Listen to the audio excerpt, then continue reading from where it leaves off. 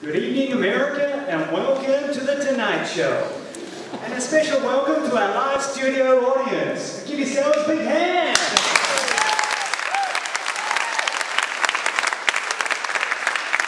I'm Neville Henderson. And I'm Jill Bowman. On the show tonight, the OECD has released the 2058 Quality of Life Report showing New Zealand is the most desirable place in the world to live. As the cover of the New Zealand Lister magazine clearly shows, people are queuing up to go and live in New Zealand, and no one wants to leave. In 2011, New Zealand ranked near the bottom of the OECD for many indicators, like income inequality, child abuse, and prison incarceration rates. So what is behind this amazing turnaround? Let's cross to the luckiest reporter in the world, our correspondent in New Zealand, Hayden, to find out how this change has occurred. Marvellous. It all started in 2011 when a group of passionate, caring New Zealanders got together to develop a 50-year vision for the country and plan on how to get there. We have now tracked down a copy of the original plan from the archives, and with the vision of making New Zealand the most desirable country to live in by 2058, which is now heavily embedded in the new constitution formed in 2015. But to really understand, let's talk to some experts and some ordinary New Zealanders. The recently retired director of the Futures Institute, Roger, what is it that New Zealand did that changed the way they consider their futures? It was very interesting. I was a student at Sunshine Coast University in 2011, and I was studying sustainability, and I came across this wonderful New Zealand experience. And through my study, I actually got more and more interested. And I'd never taken much interest in New Zealand. In fact, I realised my mother was Maori, and I didn't really know much about where she came from. So when I graduated, I thought, why not go across there and have a look? 40 years later, and I'm still here. And it's kept me interested and sustained through a wonderful career that actually developed through this time. For me, the key milestones were the establishment of a Futures Commission in 2015, the legislation that was enacted that enabled local and central and regional governments to do 5, 10 years and 20-year plans in 2020, and the adoption of the New Zealand Constitution, sorry, other team, in 2025. When I first arrived in New Zealand, one of the real heroes was Sir Richard Taylor. And one of the famous quotes I remember him saying is, New Zealand was one of the places in the world where you could wake up in the morning and decide to be the Prime Minister and have every chance of getting there. And that's why he stays here, or did stay here. We've created a culture that is all about deliberation and dialogue, all about encouraging citizens to participate in every level of government. And that has been supported. Government understands their role, that role of being a supportive, facilitative people that allows the citizens to actually, their voices to be heard and to reshape and redesign the future. In a chaotic world, New Zealand stands out as a resilient nation that has the plan to go ahead, but also the flexibility to deal with the waves of change that we will all face. Thanks. Thank you, Roger. Scott, how do you feel the current strategy has affected you? Well, I love the way in which I get involved in the making of decisions in New Zealand. That's far different than the way it used to be, especially the decisions that are important to me. The deliberate plans to increase public involvement in government have increased transparency. All people know how decisions are made now, and they're able to contribute to those decisions. We've developed ways to use the social and emerging media to improve connection of ideas between electors and the elected. And our education programs enable people to use those tools to increase their involvement. The plan that we followed is flexible enough to allow the inclusion of alternate choices to promote the vision we've achieved. And I love being part of that. Thanks, Scott. Carol, how did you feel about living in New Zealand? It may not be quite obvious to you, Hayley, but I'm actually 98. I have my notes here and I can still read them without my glasses. Look, I love living in New Zealand. And when I was back in 2011 and I was looking at my future, I was thinking, okay, long, slow decline, deterioration, spend my last few years of life in a rest home. Not really a future I was looking forward to. Now, I live in a house that's been purpose-built and purpose-designed for me. It's got the technology to support me to stay well and healthy in my own home.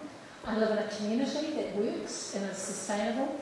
And it's not just because I'm privileged, it's because back in 2020 we changed the legislation and we made it required that everybody lived in good housing in New Zealand and in sustainable, healthy communities. We learned a lot from Canterbury Quake. The other thing I really, really like about our system is our health system. I can't say enough about our health system, and it just keeps on getting better. It's been designed by passionate health professionals and consumers and managers all working together. And back in 2015, they created a fully integrated health system that was about the person.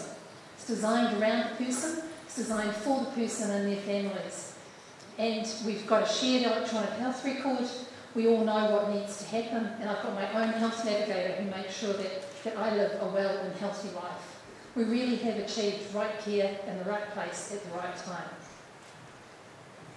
Thanks, Caroline.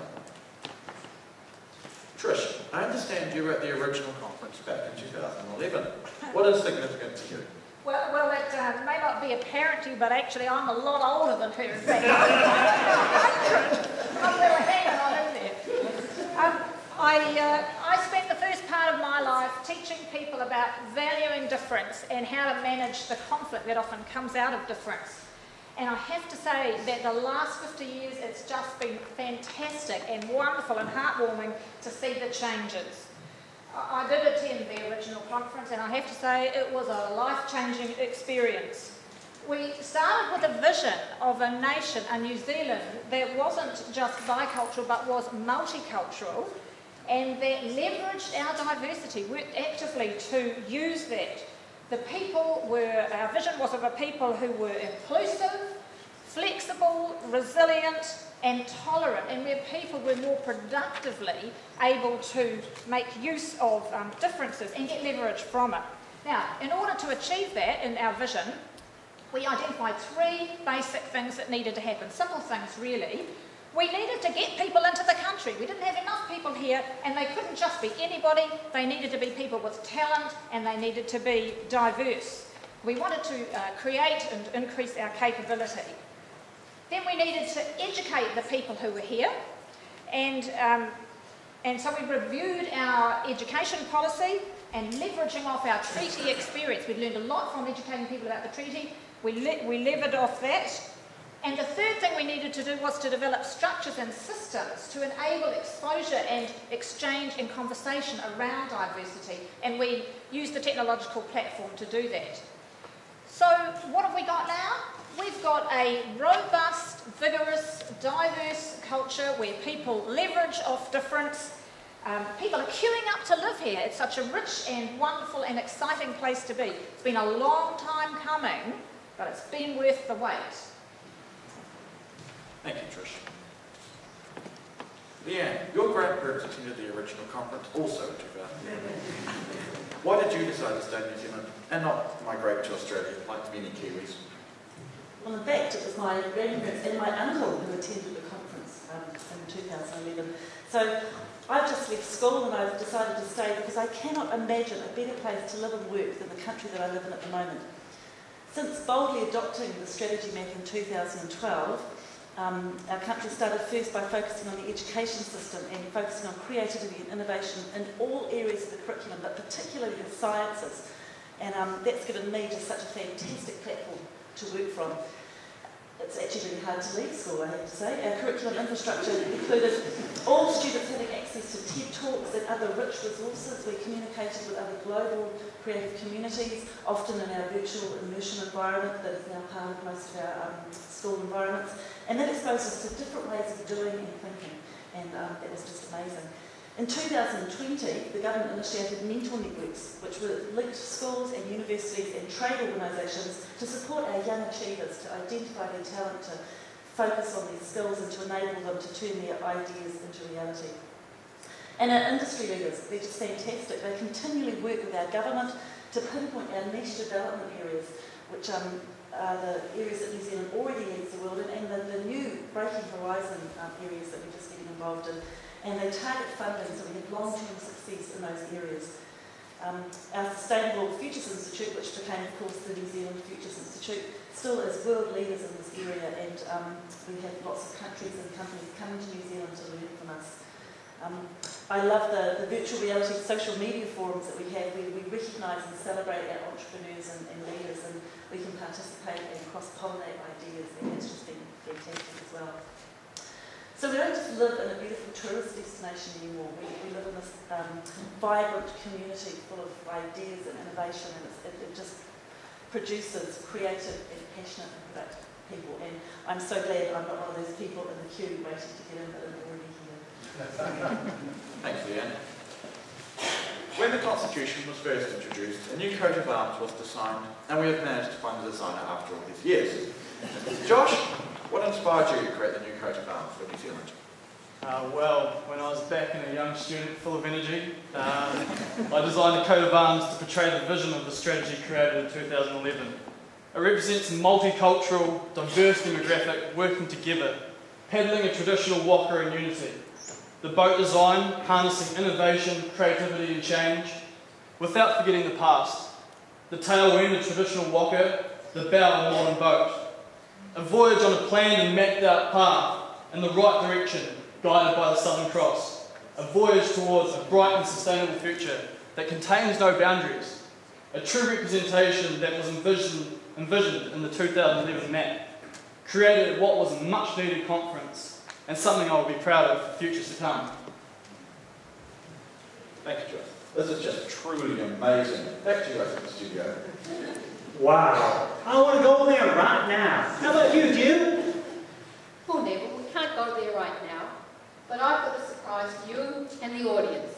Next week, we're all flying to New Zealand, courtesy of Air New Zealand. 797.